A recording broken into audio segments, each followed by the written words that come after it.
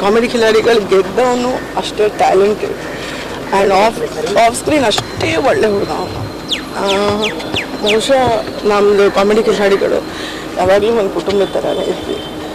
ಇಷ್ಟು ಬೇಗ ಅವ್ನು ಹೋಗಬಾರ್ದಾಗಿತ್ತೆ. ನಾವು ತುಂಬ ಸಣ್ಣ ವಯಸ್ಸು ಅವನಿಗೆ. ಅವ್ನು ತುಂಬ ಒಳ್ಳೆ ಹುಡುಗ. ಅವ್ರ ತಂದೆ ಕೂಡ 2 ವರ್ಷ ಹಿಂದೆ ತೀರೋಗಿದ್ರು. ಸೊ ಅವ್ರು ಒಬ್ಬನೇ ಇದ್ದಿದ್ದು ಹುಡುಗನು ಅವನ ಮನೆಯಲ್ಲಿ. ಅವ್ರ ಅಮ್ಮ ಮತ್ತು ತಂಗಿಗೆ ನೋಡಿದ್ರೆ ನಿಜವಾಗ್ಲೂ ತುಂಬ ಬೇಜಾರಾಗುತ್ತೆ. ಅದು ಆತ್ಮಕ್ಕೆ ಶಾಂತಿ ಸಿಕ್ಕಲಿ ಅಷ್ಟೇ. ಎಲ್ಲ ನಾನು ಅವನ ಬಗ್ಗೆ ಏನು ನೆನಪಾಗಲ್ಲ ಅಂತ ಹೇಳೋಕ್ಕಾಗಲ್ಲ. 6 ತಿಂಗಳು ಹಿಂದೆ ಅವನ ಆಕ್ಸಿಡೆಂಟ್ ಆಗಿತ್ತು. ಆವಾಗಲೇ ನಾವೆಲ್ಲ ತುಂಬ ಬೈದಿದ್ವಿ ಅವನಿಗೆ, ಹುಷಾರಾಗಿರಬೇಕು, ಹಿಂಗೆಲ್ಲ ಗಾಡಿ ಓಡಿಸ್ಬಾರ್ದು ಅಂತ. ಅವನ ಬಗ್ಗೆ ಯಾವ್ದು ನೆನಪಾಗಲ್ಲ ಅಂತಿಲ್ಲ.